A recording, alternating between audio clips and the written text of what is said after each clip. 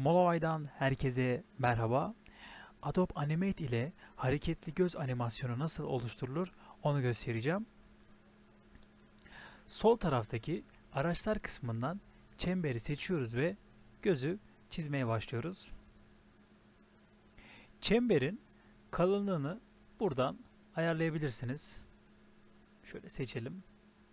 Şu şekilde.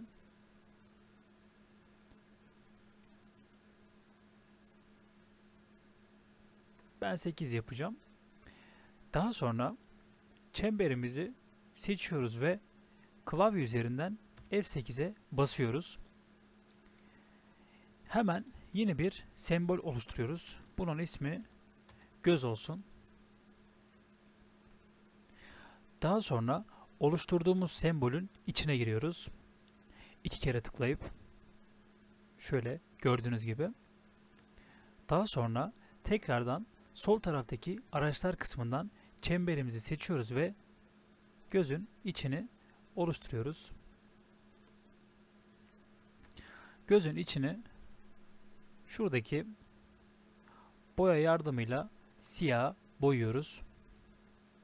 Daha sonra aynı işlemi buna da uyguluyoruz. Klavye üzerinden F8'e basıyoruz ve bunun da ismini göz iç diyoruz. Şimdi ikinci sembolümüze giriyoruz. Şöyle gördüğünüz gibi. Daha iyi görmek için yakınlaştırıyoruz. Çünkü gözümüzün iç yansımasını yapacağız. Onu da brush yardımıyla, yani fırça yardımıyla yapacağız. Fırçamı rengini değiştiriyorum. Şöyle, bir de şu alt kısım. Evet. Tekrardan yüz yapıyorum. Buraya dikkat edin. Bu işlemi yaptıktan sonra kesinlikle burada çalışmayın. Yoksa çalışmaz. Çalışır ama göz dışarıda kalır. O yüzden göz kısmına geliyoruz ve bütün işlemleri burada yapacağız.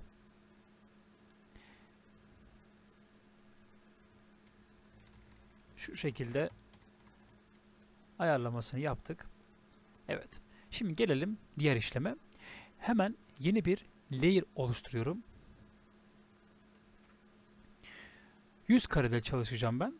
O yüzden F5 ile seçiyorum. Seçtikten sonra tekrardan sol kısma geliyorum ve buradan kare oluşturuyorum. Şu boyutlarda. Bunun rengini şöyle hafif turuncu sarı tarzı yapabilirsiniz. Daha sonra şöyle yukarıya doğru hafiften eğimli bir şekilde kaldırıyorum. Evet. Şimdi geldik diğer kısma. 20. kareye geliyorum ve F6 diyorum. 25'e geliyorum. Tekrardan F6 diyorum. Şimdi 25. karedeyken şöyle aşağı doğru çekiyorum. Şimdi köşeye çekiyorum. Aynı şekilde diğer köşeye çekiyorum. Tekrar aşağı çekiyorum. Evet. Daha sonra orta kısma geliyorum ve sağ klik yapıyorum. Create Shape Twin diyorum. Şöyle bir görüntü meydana gelecek. Daha sonra 30. kareye geliyorum ve F6 diyorum. Buraya kesinlikle dokunmuyoruz. Daha sonra 40. kareye geliyoruz ve şuradaki kısmı buraya taşıyoruz. Sağ klik yapıp Create Shape Twin diyoruz. Şöyle bir görünüm olacak. Şimdi ise diğer işlem maskeleme işlemi. Tekrardan yeni bir layer oluşturuyorum. Oluşturduktan sonra layer 1'deki kısmı CTRL-C yardımıyla kopyalıyorum ve layer 3'e yapıştırıyorum. Şöyle. Daha sonra şöyle alıyorum. Tam üstüne gelecek şekilde koyuyoruz. ve sağ klik yapıp mask diyoruz. Yani bu işleme maske uygula diyoruz ve çalıştırıyoruz. Evet. Gördüğünüz gibi işlemimiz bu kadardı. Şimdi scan kısmına gelelim. Şuradaki gözümüzü şöyle çoğaltalım.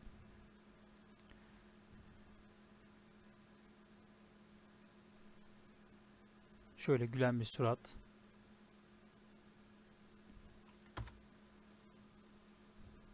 Evet. Gördüğünüz gibi maskeleme işlemi bu kadardı. Umarım videoyu beğenmişsinizdir. Kendinize iyi bakın. Hoşça kalın.